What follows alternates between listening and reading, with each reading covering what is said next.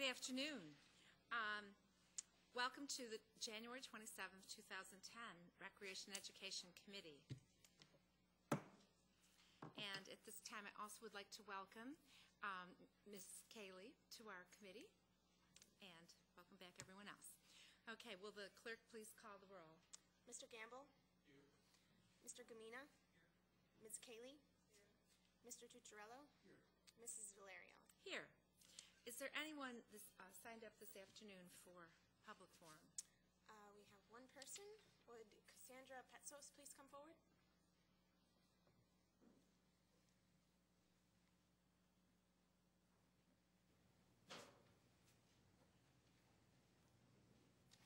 Welcome. Thank you. My name is Cassandra Petsos. I represent Monroe County People for Parks. I am here to speak on the referral concerning the male elephant or an elephant addition to the Seneca Park Zoo. Why am I questioning this referral? Because I am questioning whether it is a good idea to throw good money after bad money in an era when fiscal conservatism seems to be indicated. We were unsuccessful in getting a baby elephant. The zoo facility for elephants was designed to take on the baby. That didn't happen. That's very sad, but I don't think because of that it should be necessary to take on additional expense of more improvements to the elephant exhibit. Why would we be concerned, a park advocacy group, why would we be concerned about something inside the zoo footprint? Because resources spent on unnecessary things like adding a third elephant to the Seneca Park Zoo are resources not spent on things needed in the parks generally. So I really feel that the Recreation Education Committee should question this expenditure. It's not only an expenditure for the contract for the design services, but after it's designed, something's going to be built, and it's my understanding that it's going to cost in the neighborhood of $1 million. And is this really necessary? We have the two female elephants. They're probably perfectly happy without a third companion. I know that the Zoo Society will tell you that they are chasing after AZA accreditation and that it's accepted standards to have 3 elephants for their happiness in the facility. But I'm sure our 2 girls would not be too upset if you don't add a third elephant to this exhibit with all the associated costs of maintaining the third elephant after we have it, let alone these capital expenditures. Again, these are resources that could be better spent elsewhere. Thank you. Thank you very much. Is there anyone else that would like to speak before this body? Okay, there being none. The next item on the agenda is the approval of the minutes. You have the November 17th, 2009 minutes of the Recreation and Education Committee before you. They will stand approved unless the clerk is notified of any changes by the end of the day. The next item on the agenda is new business. Madam Clerk. Referral 10-61, authorize a contract with SWB. Okay, moved by Mr. Gumina and seconded by Mr. Tucciarello. Is there any discussion? Mr. Gumina. Madam Chair, to the administration, why does the American Zoological Association deem 3 elephants to be appropriate at this time?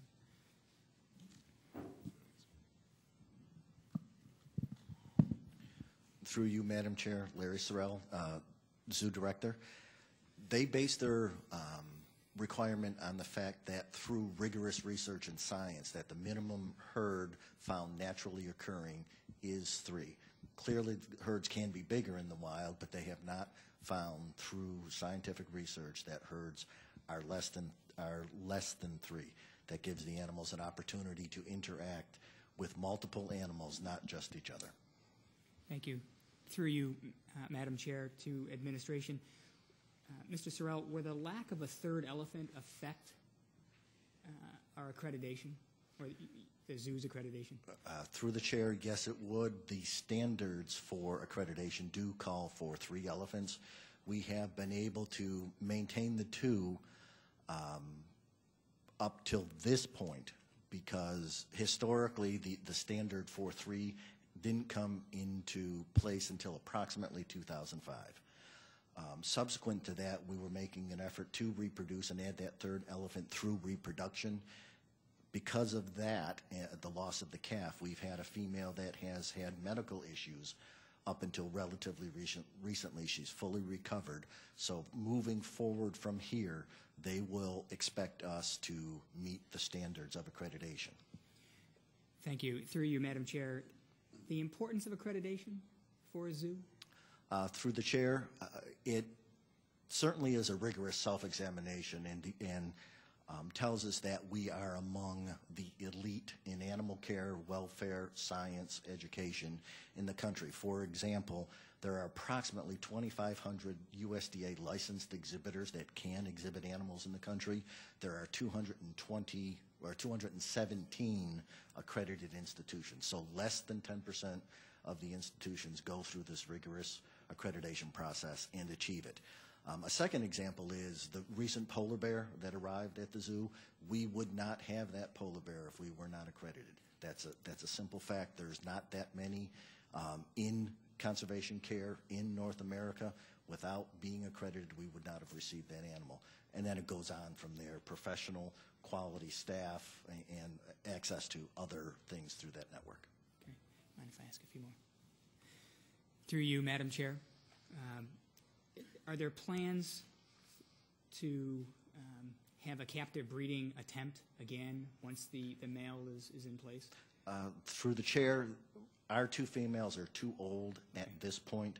There's no guarantee we'll get a male. We will get what the population needs at the time we're ready to receive the elephant. We'll be a good participant in future conservation care and conservation breeding of elephants in North America. Thank you. And through you, Madam Chair, a 2-part question for you, Mrs. Sorrell. Will this come back before the legislature, before the construction phase begins? And is there a timetable for the project? The second one will come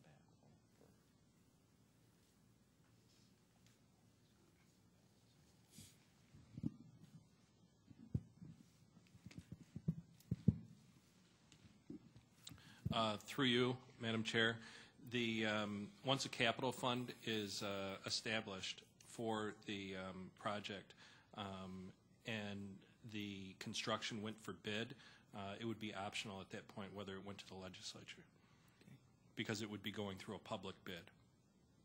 Okay. And the timetable for that, excuse me, through you, Madam Chair? We're right now in the design phase that we're looking to go through by hiring this consultant. So that would take this year. We would go through a construction phase in 2011. And the soonest we would be able to acquire a third elephant would be in 2012. Thank you. And last question, is there a cost estimate for this entire project? I know that's $85,000 for the engineering services.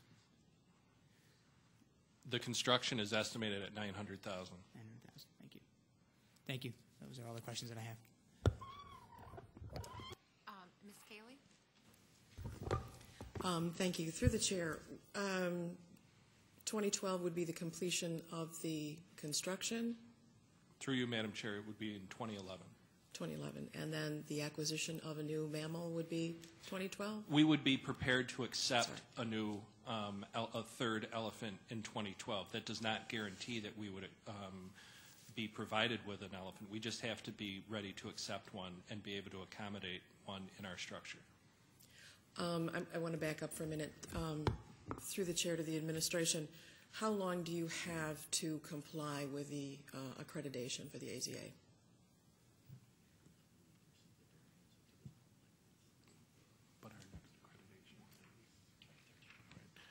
Through you, Madam Chair, our next accreditation would be in 2013, so we are accredited through then. They don't pull your accreditation for something like this. Through the chair. Now, I didn't think that that was the case, but if you, in this case, you're accredited through 2012, you'd be reaccredited in 2013. if in fact you hadn't complied at that point, are you given a grace period to accommodate for accreditation, or do you just go through the cycle again? Through you, Madam Chair, it depends on what the Accreditation Commission decides at that point. They have given us a variance up until this point, so they would take that into account, I'm sure. But they could decide to either grant you accreditation, to table your accreditation, which gives you, in layman's terms, like you said, a grace period of 1 year to come up to accreditation, or they could choose not to accreditate you, which has happened to some zoos that were accredited zoos in AZA before. Through the chair, in that case, would they be allowed to reapply for accreditation the following year? Through you, Madam Chair, you have to sit out for 1 year before you can reapply. But during that time, a lot of damage can be done. As Mr. Sorrell pointed out, we were able to acquire the new male polar bear through the species survival program of the AZA. All your species survival program provided animals can then be returned to their previous zoos. So it's a real dicey proposition that we choose not to go through. Thank you. Through the chair, with the acquisition of the new elephant, what would be the cost? Through you, Madam Chair, there is no cost to acquire this animals through the species survival program, which the Seneca Park Zoo is part of for African elephants. We're the only holders of African elephants in New York State. So that's a true feather in our cap from that perspective. But there would be no cost. We would be assigned an African elephant from somewhere else from another AZA accredited zoo. So we would basically be responsible for transportation. Through the chair, what would the cost of transportation be then? Based on today's, based it on the polar bear. Through you, Madam Chair, I haven't moved an elephant lately, but it would basically come down to something as simple as how far it's traveling and how long it's going to take. You know, the polar bear that we acquired came from Milwaukee, and he came overnight, and it was $5,000 to transport him. Just a couple more, if I may. If I understand this, there will be no impact outside of the original building or the structure at this point, that you're just going to reconfigure the inside footprint? Through you, Madam Chair, that is our intention. You know, that's why you go through an engineering study, and we're hiring the engineer. But our intention would be that the yard is able to accommodate more than 3 elephants at this point. And the building itself was designed to accommodate more than 3 elephants. We just need to be able to put in the physical stalls and holding of a 3rd elephant. So it would be, from our standpoint at this point, we think that it would all be interior work. Through the chair, so no impact to the adjoining residential area at all in terms of any additional, I lost my train on that, how to ask this question, but in terms of the residential area that surrounds the compound at that point, you don't expect there to be any additional footprint? Through you, Madam Chair, I would not anticipate that, and there's very little area that you could actually expand into. So I would not think that there would be any expansion. As I said, the yard is very large, and it was built to that specification. And the interior of the building is large enough to accommodate another stall, so we wouldn't have to do an addition to the building. Through the chair, going in a slightly different direction then, do you have any plans of reconfiguring any of the traffic or parking situation that exists down there with the addition of a 3rd elephant? There have been great concern over how we were going to deal with overflow parking when prior to losing the calf, and this has come up at many different meetings that I've attended, not here. So I know that there's temporary parking or grass parking at the top of the park would there be any consideration, or are there any plans to address parking below? Through you, Madam Chair, no, there would be no zoo parking in the lower park, and the county executive has made that very clear, and she's made that commitment. Okay, thank you. Mr. Gamble. Thank you. Through the chair, you said there is no cost that's going to be added towards the new elephant, correct? Are we going to employ any other employees to work with the new addition, or are we currently staffed? Through you, Madam Chair, what I said was there was no cost to physically acquire the elephant. We're not buying an elephant. Correct. Is what I was saying. As far as additional staff, no, there would be no additional staff. Our current staff is enough to handle a third elephant, so we would not be adding to our keeper staff down at the elephant exhibit. The additional cost from a zoo perspective would basically be food.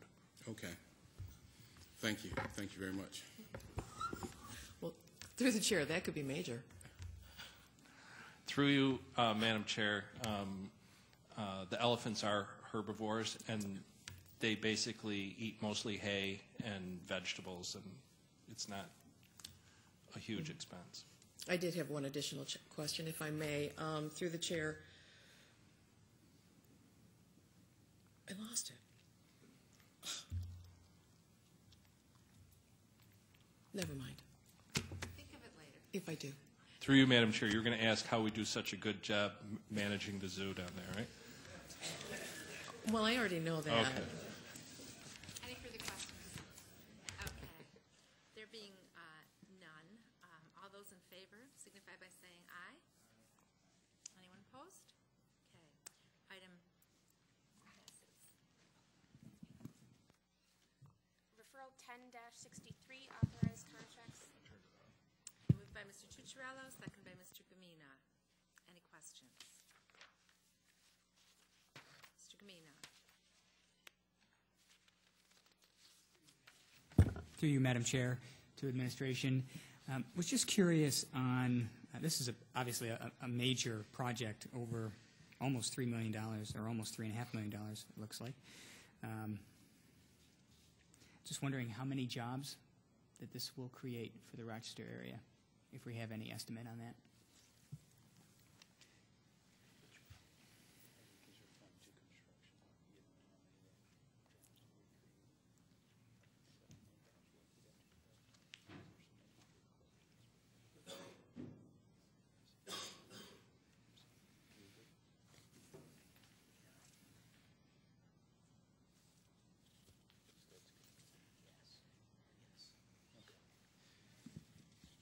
Through the chair, Jason Kennedy with Department of Environmental Services, Engineering and Facilities.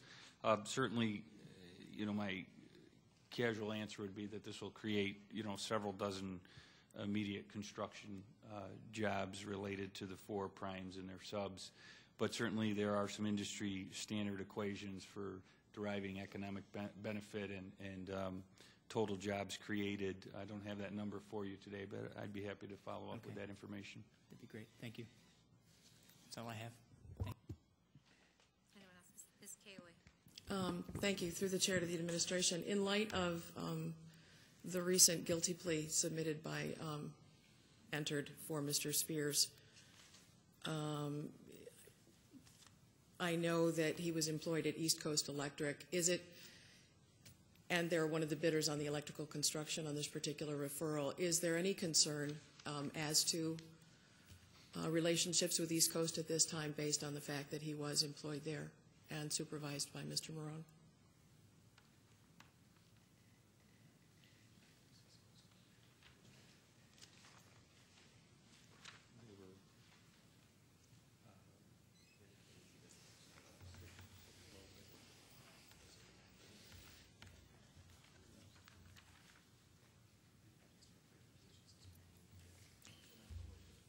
Through the chair, I would ask for a clarification as East Coast is not low bidder on this project.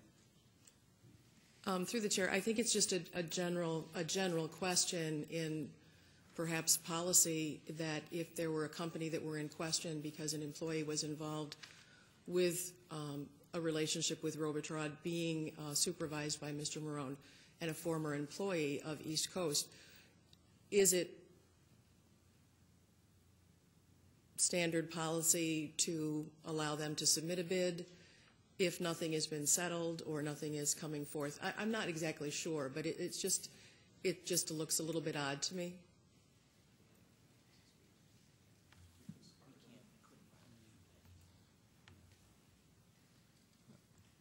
Through the chair, I guess I would certainly have to defer that type of technical legal questions to the law department, but I'm not aware of any statute or requirement that would allow the county to debar East Coast Electric from bidding on prospective work based on the actions of one individual in their employ.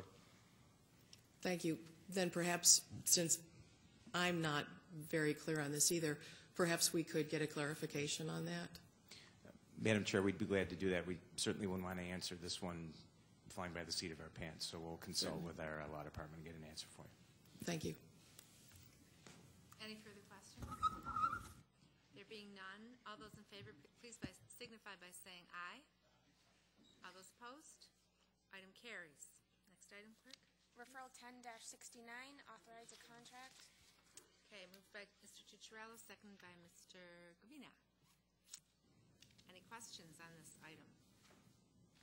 Mr. Tucciarello. Through you, Madam Chair, why do we need this study, and why is it an MOI today? Through you, Madam Chair, the reason that we brought this through as a matter of importance is because of the time-sensitive nature of entering into this contract with the U.S. Army Corps of Engineers. Jointly with the City of Rochester, we've approached Congresswoman Slaughter, and she has been very helpful in getting the Corps of Engineers to be interested in this project. The Corps is ready to go and to sign a contract as soon as we can get authorization to move forward with this, and we'd like to do the study this summer. So as simple as I can put it, summer's waiting, and we'd like to get the authorization, get the contract in place so we can start as soon as the weather breaks and complete this at the end of the swimming season. Thank you. Through you, Madam Chair, to Director Staub,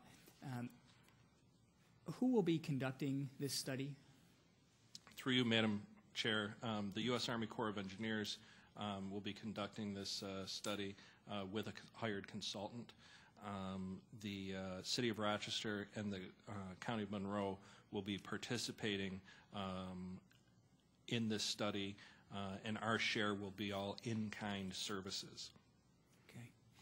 And through you, Madam Chair, when do you think the study would begin? When would it end? And when would results hopefully be presented to your department? The study, through you, Madam Chair, would begin as soon as we're able to start.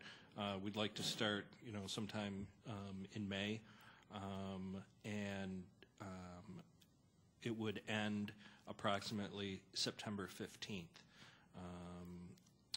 The results of the study we would like to get as soon as possible. It would probably be sometime in the winter of 2010, 2011, or spring of 2011 would be my guess.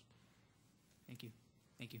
So ultimately, could this mean replacing the whole pier? Through you, Madam Chair, that would be highly doubtful that they would replace the entire pier. It could be some workaround with the pier, though. Okay. Any further questions? Okay, there being none. All those in favor, please signify by saying aye. All those opposed? Item carries. Okay. The next, are there any other concern? Actually, I would like just to mention, as another matter, no, goodness, Larry. Sir, senior moment. Thank you. Anyway, I know that we have a meeting, a public forum on Thursday, correct?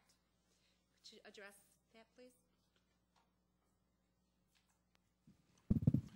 Through you, Madam Chair, yes, we have a second public workshop that we'll be hosting in Grease Canal Park, Millennium Lodge, Thursday at 7 o'clock. We will be meeting once again with residents, neighbors, and interested public to discuss master plan improvements to Grease Canal Park.